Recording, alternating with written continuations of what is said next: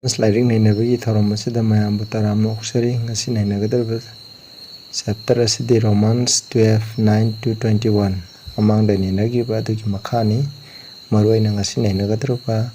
topic asidi principles of a Christian life Christian amagi punsi mahingi niti niyam sing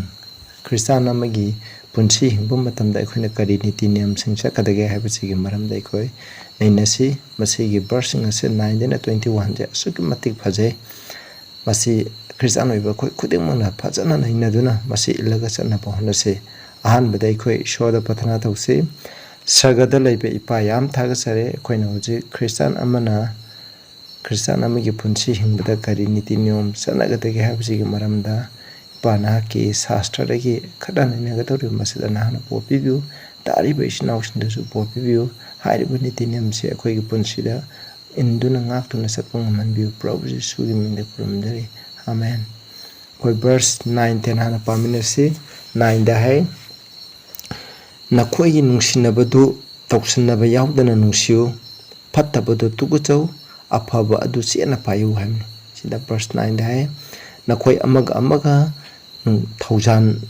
nungsinau hai be kindly affection one to another amaga thaujan utana nungsinau adu masimana oibagi nungsibadu utana nungsinau habne aduka amadagi hena ikai khumnau hamni habdi akhoi Christian oiba khoije amaga ikai khumnaga dabani haina masida hale yamna phajakraba tection isnausing masine habdi kanago misina tayangpan lebe misina nungsina baibse masai oijaba phangningai gi dama apa sajnaduna nungsi aikoina apa tabak tawju ai mangai ra haibu uningai gi dama adugu mohda nungsi adugu ishona haibde adugu mado nate Prabhu na aikhoiba nungsi base kamaina nungsi sagagi nungaiba mateng mangan khudema loina thadok lumlaga phatkidraba papi aikhoi gi dama magi mapunsi do piningai gi dama aikhoi gi dama tha tayang panase aikhoi gi dama magi punsi katokningai gi dama malam prithvi asida laki matau atugumna aikhoi shu nungsi gadabani apa sasnaba tawdana pukchan sengna aikhoina nungsi gadabani hamni adu phatta bhaiba pap ki thabak singje aikhoina thadok gadabani apaba haibse aikhoina chatgadabani habni mase yam phajai sinawsing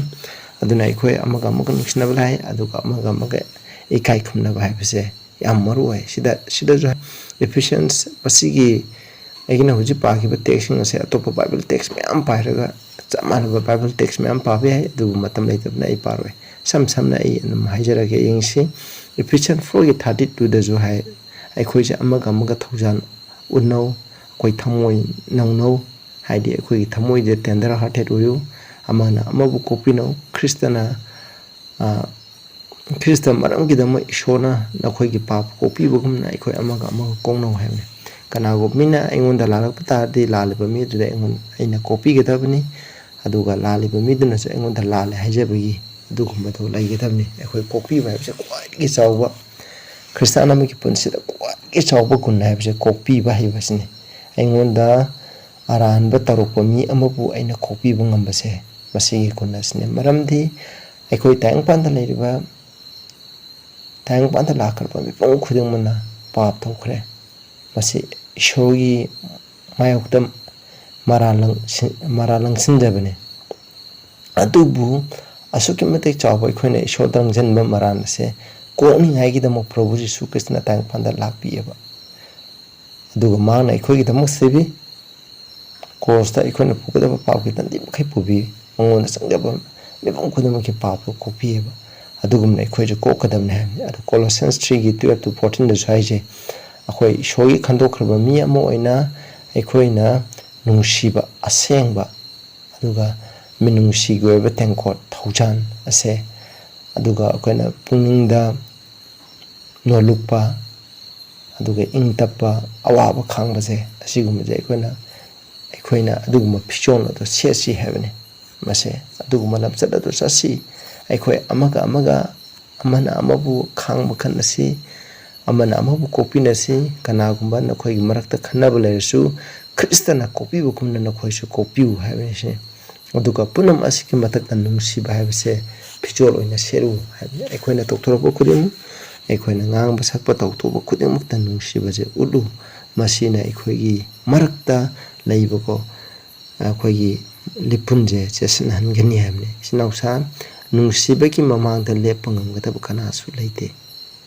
aduna Prabhu Jisu na aikoibu asuki mating nungsi aikoina mahabu tukaje adu mahana aikoibu asuki mating nungsi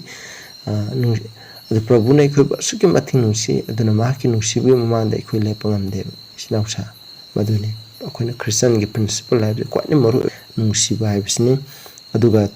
11 12 ungsu paminasi sida tabak tawbuda atanba oigino aduga thawaida yamna yawbu oyo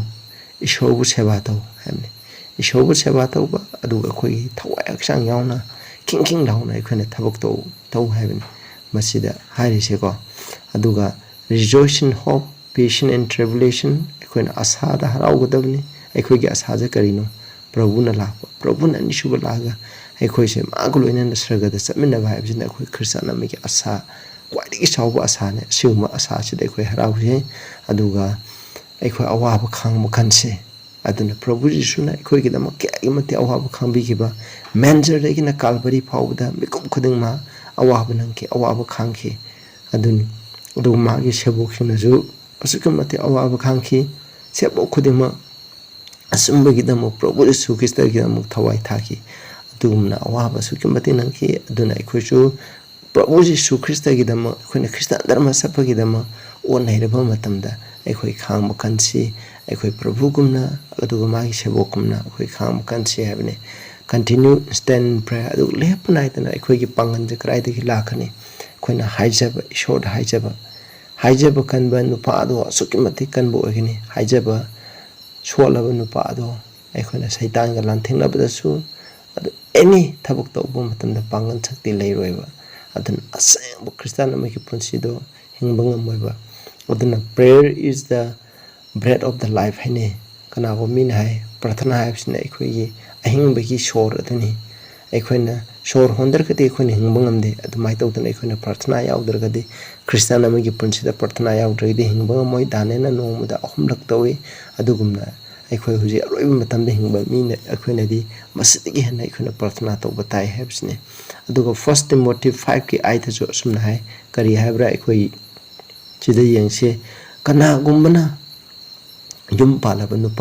nupa atuna maki imung manung maki nupi angang masa masu sing ase masigi darkar laiba magi imung adu puba ngamdraba imung adu thakpa ngamdragadi mahagna thasaba do yadrabani habni aduna mahakse thajadaba mi amadigi hena tamthiraba mini hai isho thajadaba mi digi hena tamthirabani hai sida aikoina yum palaba isno Kristana moine yum palaga yum panbigi thodang lawdiba mapuroi thodang lawdiba imung ambagi mako oireba aikoina aikoigi itu isa sing ase makoibu thakpa ngamdragadi aikoi je ko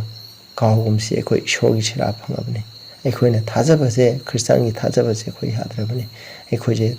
ishor thajadaba mi amadi hena phatte habse aikoina kawgumsi masigi wakhan guloinana aikoina thabakan suse aikoina imungbu khoigi chaisujung mahim masing tambada aduga hakchang phaningai gi aphob sindak chaba matam chaningai tam mutar khale bu khuding do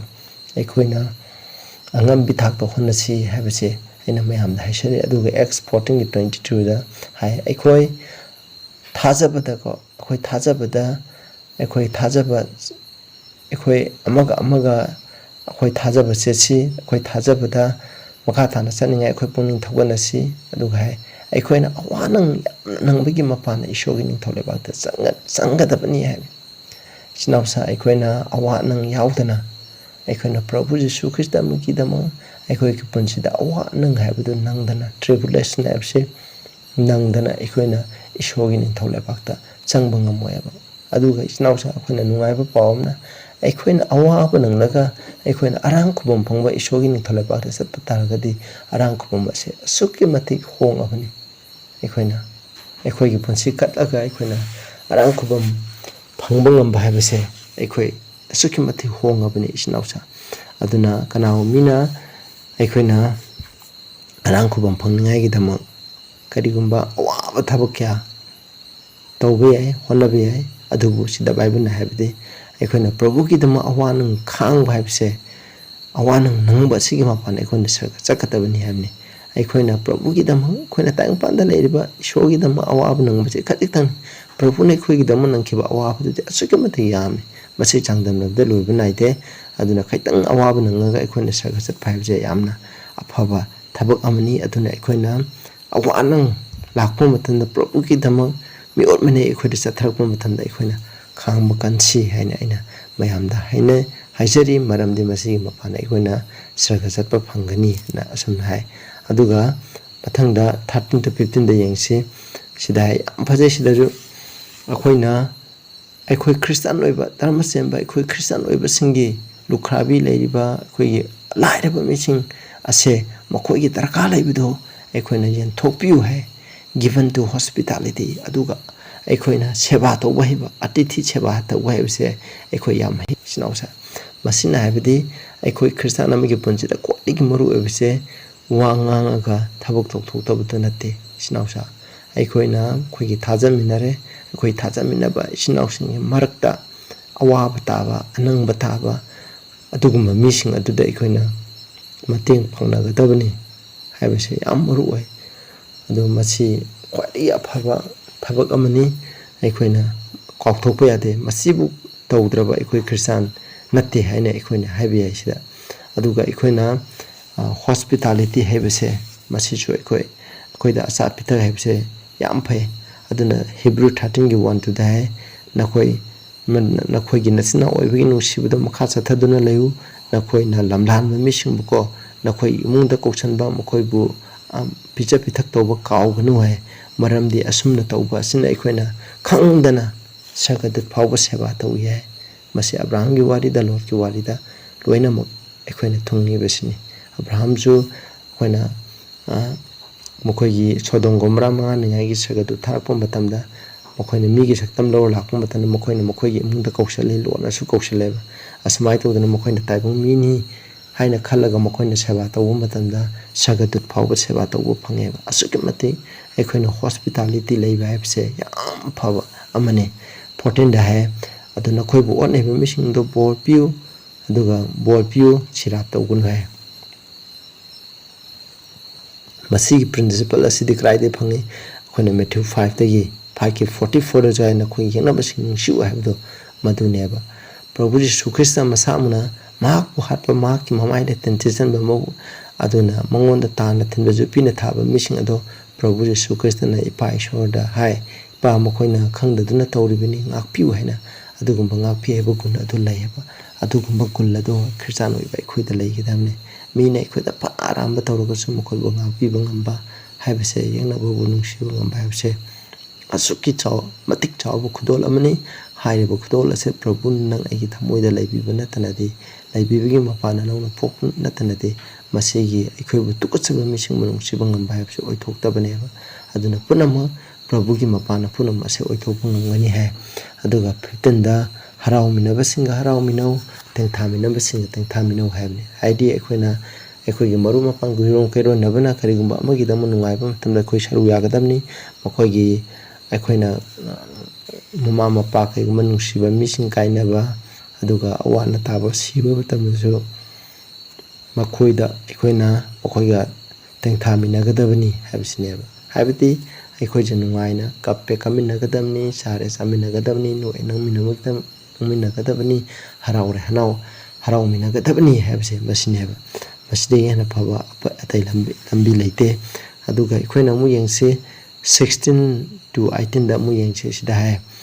aduna nakhoi amaga chap manaba pungning adu layu haimni khoi chap manaba khungning karamba matam de khone chap manaba pungning legani aikhoi mipung khuding mana ishor gi aning ba bible la phongdokiba prabhu na takpi bese masigi matuina aikhoi na statke hana lepa taraba adu de khoi chap manaba pungning legane khenaba kari chule ro isin noksing sida hai aduga ꯑꯩꯈꯣꯏꯅ ꯅꯥꯄꯟ ꯀꯣꯏꯕ ꯋꯥꯈꯜꯗꯣ ꯅꯥꯄꯟ ꯀꯣꯏꯕ ꯋꯥꯈꯜꯗꯣ ꯑꯩꯈꯣꯏꯅ ꯈꯜꯂꯣꯏꯗꯕꯅꯤ ꯍꯥꯏ ꯑꯗꯨꯒ ꯊꯥꯛ ꯅꯦꯝꯕ ꯃꯤꯁꯤꯡ ꯑꯗꯨꯒ ꯑꯩꯈꯣꯏꯅ ꯇꯣꯠꯅ ꯇꯤꯟꯅꯗꯨꯅ ꯂꯩꯕ ꯍꯥꯏ ꯇꯥꯏꯕꯪꯄꯥꯟꯗ ꯂꯩꯕ ꯃꯤꯁꯤꯡꯅꯗꯤ ꯏꯅꯥꯛ ꯈꯨꯟꯕ ꯃꯤꯁꯤꯡꯅ ꯏꯅꯥꯛ ꯈꯨꯟꯕ ꯇꯤꯟꯅꯕ ꯀꯣ ꯑꯋꯥꯡꯕ ꯃꯤ ꯈꯛꯇꯪ ꯇꯤꯟꯅꯗꯨ ꯍꯥꯏꯕ ꯑꯩꯈꯣꯏꯗꯤ ꯇꯣꯜꯂ ꯊꯥꯔꯕ ꯃꯤꯁꯤꯡ ꯑꯗꯨꯒ ꯇꯤꯟꯅꯧ ꯍꯥꯏꯕꯅꯤ ꯄ꯭ꯔꯚꯨ ꯖꯤꯁꯨꯅ ꯇꯥꯏꯕꯪꯄꯥꯟꯗ ꯂꯩꯔꯤꯉꯩꯗꯁꯨ ꯃꯥꯅ ꯑꯌꯥꯝꯕ ꯇꯤꯟꯅꯕ ꯃꯤꯁꯤꯡꯁꯦ ꯇꯥꯏꯕꯪꯄꯥꯟ ꯃꯤꯒꯤ ꯈꯣꯡꯇꯦꯡ ꯃꯤꯇꯥ ꯑꯗꯨꯒ ꯑꯅꯥꯕ ꯂꯩꯅꯥ ꯇꯤꯟꯅꯥ ꯁꯨꯕ ꯑꯗꯨꯒ ꯃꯤꯅ ꯂꯪꯊꯣꯛꯄꯤꯔꯕ ꯃꯤꯁꯤꯡ ꯑꯗꯨꯒ ꯇꯣꯟꯅ ꯇꯤꯟꯅꯩꯕ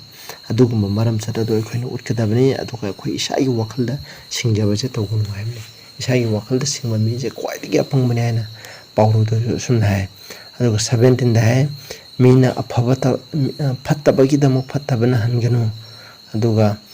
ꯅꯈꯣꯏ ꯃꯤꯁꯤꯡꯒꯤ ꯃꯤꯠꯌꯦꯡꯗꯀꯣ ꯈ꯭ꯋꯥꯏꯗꯒꯤ ꯄꯨꯛꯆꯦꯜ ꯁꯦꯡꯕ ꯊꯕꯛꯇꯣ ꯇꯧ ꯍꯥꯏꯁꯦ ꯃꯤꯅ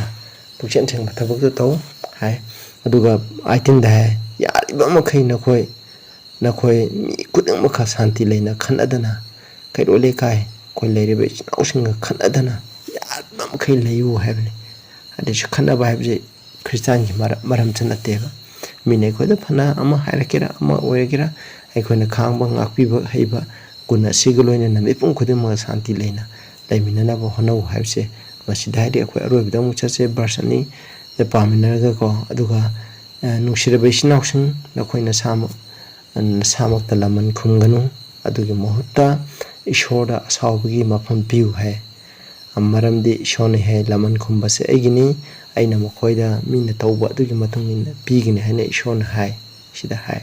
ꯑꯗꯨꯅ ꯑꯩꯈꯣꯏꯅ ꯃꯇꯝ ꯈꯨꯗꯤꯡꯗ ꯂꯃꯟ ꯈꯨꯝꯕ ꯈꯟꯗꯦ ꯃꯤꯅ ꯑꯩꯈꯣꯏꯗ ꯐꯠꯇꯕ ꯇꯧꯔꯁꯨ ꯑꯐꯕꯅ ꯍꯟꯒꯗꯕꯅꯤ ꯍꯥꯏꯕꯁꯤꯅꯦꯕ ꯑꯗꯨꯒ 20ꯗ ꯍꯥꯏ ꯅꯪꯒꯤ ꯌꯦꯛꯅꯕꯅ ꯈꯧꯔꯥꯡꯂꯒꯗꯤ ꯄꯤꯖꯧ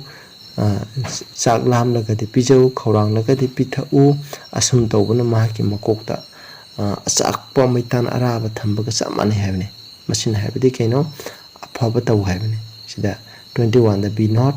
ꯑꯣꯚꯔꯀꯝ ꯏꯚꯤꯜ ꯍꯥꯏꯀꯣ ꯑꯗꯨꯅ ꯑꯣꯐ ꯏꯚꯤꯜ ꯐꯠꯇꯕꯅ ꯅꯈꯣꯏꯕꯨ ꯈꯨꯗꯨꯝ ꯆꯟꯍꯟꯒꯅꯨ ꯑꯗꯨꯕꯨ ꯐꯠꯇꯕꯕꯨ ꯑꯐꯕꯅ ꯈꯨꯗꯨꯝ ꯆꯠꯂꯨ ꯍꯥꯏꯕꯁꯤꯅꯤ ꯃꯁꯤꯅ ꯈ꯭ꯋꯥꯏꯗꯒꯤ ꯑꯐꯕ ꯃꯤꯅ ꯑꯩꯈꯣꯏꯗ ꯐꯅ ꯐꯠꯇꯕ ꯇꯧꯔꯁꯨ ꯐꯠꯇꯕ ꯇꯧꯔꯛꯏꯕ ꯃꯤꯗꯣ ꯑꯗꯨꯗ ꯑꯩꯈꯣꯏꯅ ꯑꯐꯕ ꯇꯧ ꯍꯥꯏꯕꯅꯤ ꯑꯁꯨꯃꯥꯏꯅ ꯇꯧꯕꯤꯕ ꯃꯇꯝꯗ ꯃꯍꯥꯛ ꯑꯩꯈꯣꯏꯒꯤ ꯏꯃꯥꯡꯗ ꯂꯦꯞꯄ ꯉꯝꯒꯗꯕ ꯂꯩꯇꯦ ꯅꯨꯡꯁꯤꯕꯒꯤ ꯃꯃꯥꯡꯗ ꯂꯦꯞꯄ ꯉꯝꯒꯗꯕ ꯀꯔꯤꯁꯨ ꯂꯩꯇꯦ ꯑꯗꯨꯅ